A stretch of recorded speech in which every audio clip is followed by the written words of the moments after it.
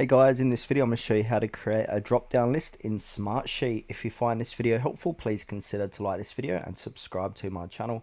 In saying that, let's just jump straight into the video. Okay, the first thing what we need to do is head on over to smartsheet.com and sign into your account. Now choose that project where you like to add or create a drop-down list in. So I'm just using this project sheet for example.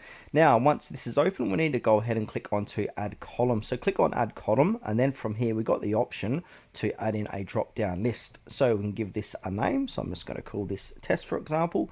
You can give this a description. So put in your description here.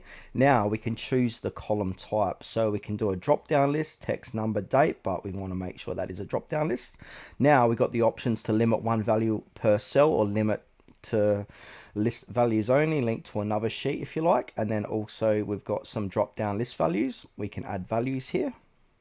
Now we want to go ahead and enter paste values. So I'm just going to put in some colors. So I'm going to start with blue, spell it correctly, and then add value. I'm going to add about 4 of these in. So red, do green, and last one can be black. And then from here, go ahead and click on apply. So now when we come back here, that's the name of that column. Then from here, we've got blue. We've got a drop down list of blue, red, green, and black. Now if we come to the next row, we can go ahead and choose what color or what you've got in your list there as a drop down.